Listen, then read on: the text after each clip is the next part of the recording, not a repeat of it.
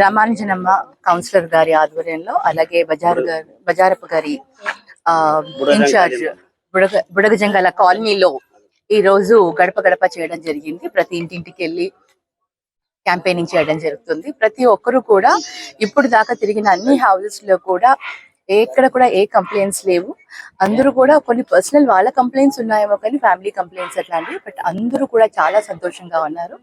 అందరూ జగనన్నే వస్తాడు అన్న ఒక ధైర్యాన్ని కూడా ఇస్తున్నారు. మాకు చాలా సంతోషంగా ఉంది. ఐ థింక్ నాకు తెలిసి మన ఎమ్మిగనూరు నియోజకవర్గం మొత్తం మీద కూడా ఇలాంటి పాజిటివ్ వేవ్సే ఉన్నాయి. సో అది మాకు చాలా ఎంకరేజింగ్ గా ఉంది. సో ప్రతిరోజు కూడా గడప గడపకు వెళ్ళి అన్న ఇస్తున్న సంక్షేమ పథకాల గురించి వాళ్ళు చాలా ఆనందంగా ఉన్నారు. సో ఇంకా ముందు ముందు కూడా ఇంకా చాలా అభివృద్ధి కార్యక్రమాలు, సంక్షేమ కార్యక్రమాలు మేము చేస్తాం.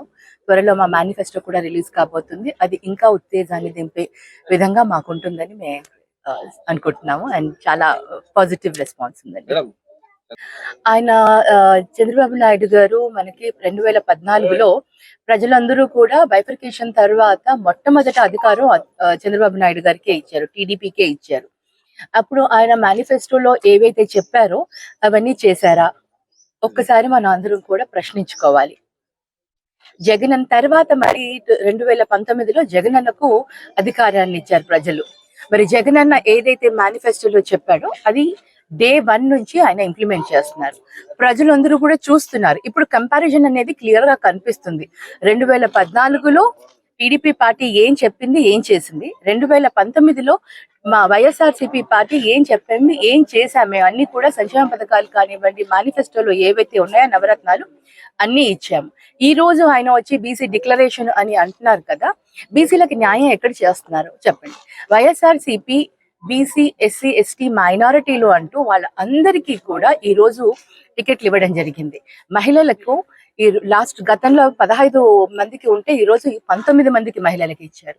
గతంలో 41 ఓట్లు బీసీలకు ఉంటే ఇప్పుడు 48 ఓట్లు 48 మందికి సీట్లు ఇచ్చారు. ఈ విధంగా మా పార్టీ బీసీలకు ఇంకా పెంచుకుంటూ వెళ్తుంది. బీసీలకు ప్రాధాన్యత ఇస్తూ వెళ్ళిపోతుంది. బీసీలకు ఎన్ని పోస్టులు ఇచ్చారు. ఆయన ప్రభుత్వంలో ఉన్నప్పుడు ఉన్న బీసీలను తీసేసి ఓసీలకు ఇచ్చారు. ఇలాంటి పనులు చేస్తూ ఈ రోజు నేను డిక్లరేషన్ ఇస్తున్నాను, బీసీలకంటూ సపరేట్ గా ఏదో పెడతాను అంటే నమ్మే వాళ్ళు ఎవరు లేరు, ఎవరు కూడా నమ్మరు. ఎందుకంటే ఆయన చెప్పింది చేస్తాడు అన్న నమ్మకం ఎవరికీ లేదు. అదే జగనన్న చెప్పాడు అంటే తప్పకుండా చేస్తాడు అన్న నమ్మకం ప్రజల్లో చాలా స్ట్రాంగ్ గా ఉంది. అది ఒకటి చాలు మాకు. వాళ్ళు ఏం చెప్పినా కూడా ప్రజలు నమ్మే దాంట్లో లేరు. జగనన్న ఇప్పుడు 20వ తేదీ మా మేనిఫెస్టో రిలీజ్ కాబోతుంది. సో వాట్ ఎవర్ ఏదైతే మేనిఫెస్టో రిలీజ్ చేస్తామో వాటన్నిటిని కూడా తప్పకుండా ఇంప్లిమెంట్ చేస్తాము, వాటన్నిటిని కూడా అమలు చేస్తాము అని పబ్లిక్ లో చాలా నమ్మకం ఉంది. కాబట్టి మాకు అది చాలు. జగనన్న ఏదైతే చెప్పి ఆయన నమ్మకమే మా ధైర్యం. మేము ముందుకు వెళ్తాం. మీరు చెప్పండి. ఒక నిమిషం ఆగండి, ఒక నిమిషం ఆగండి. వినండి మాట వినండి మాట. Silence, quiet. ఒక్క నిమిషం. అలాగే ఇప్పుడు నాకున్న తిరుపతి నిన్న ఇచ్చేసాను. అలాగే అన్నిటికంటే కూడా పిఠాపురం వీటన్నిటికంటే కూడా నేను అడిగేది వినండి. అలాగే అది బాగుంది.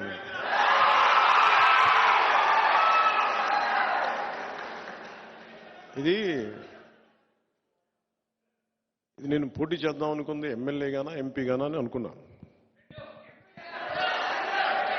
సమస్య ఏముందంటే చాలామంది పెద్దలను కోరుకున్నారు మీరు రెండిట్లో పోటీ చేయమని. కానీ కన్ఫ్యూజన్ ఏముంటుందంటే క్రాస్ ఓటింగ్ ఉంటుందా, నిలబడతామా లేదా, ఇవన్నీ ఉన్నాయి.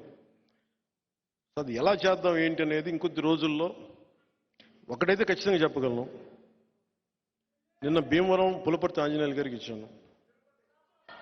తిరుపతి ఏమో మన జంగం శ్రీనివాసులు గారికి ఇచ్చాను. గాజువాకేమో తెలుగుదేశం వాళ్ళు తీసేసుకున్నారు అనుకుంటాను ప్రస్తుతానికి.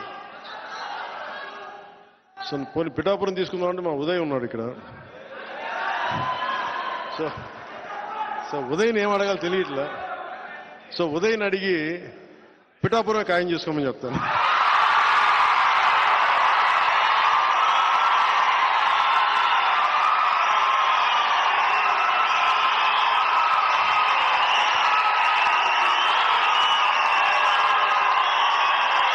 Thank you.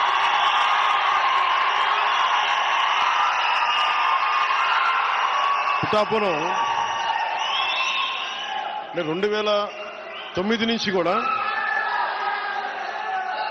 2009 నుంచి కూడా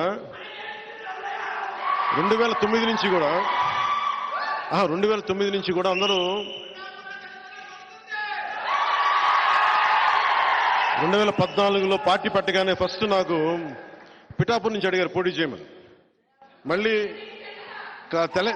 తెలంగాణలో అడిగారు పోటీ చేయమని. మళ్ళీ పిఠాపురం నుంచి వచ్చింది, 2 చోట్ల నుంచి వచ్చింది ముందుగా. కానీ పిఠాపురం నేను ఎందుకు పోటీ చేయట్లేదు లాస్ట్ టైం అంటే, నేను రాష్ట్రం కోసం ఆలోచించేవాడిని.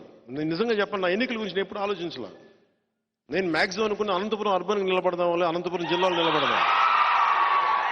అందుకు 2015లో పార్టీ ఆఫీస్ అక్కడి నుంచే ప్రారంభించాను, మంగళగిరి నుంచి ప్రారంభించాలి, అక్కడి నుంచి ప్రారంభించాను, అనంతపురం నుంచి. కానీ దాన్ని ఇప్పుడు నేను ఒక బాధ్యతను మోస్తున్నప్పుడు, నేను ఒక బాధ్యత ఇచ్చినప్పుడు దాన్ని మోసుకెళ్లే వ్యక్తుల సమూహం లేదు నాకు అక్కడ. అందుకని వదిలేయాల్సి వచ్చింది. తిరుపతి ఆల్రెడీ ఇచ్చేసి మనం ఎన్నిసార్లు చెప్పాలి. ఇప్పుడు ఇదేంటంటే జనసేన పవన్ కళ్యాణ్ పిఠాపురం నుంచి పోటీ చేస్తున్నారు.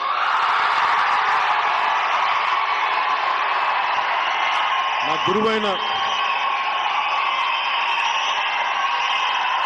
గురువు దత్తాత్రేయుల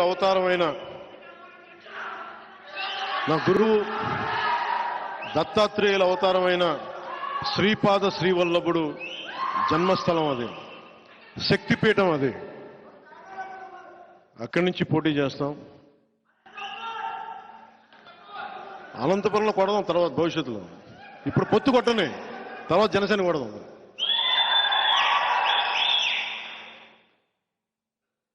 ఎంపీగా పోటీ చేయాలా లేదా అనేది కొద్ది రోజుల్లో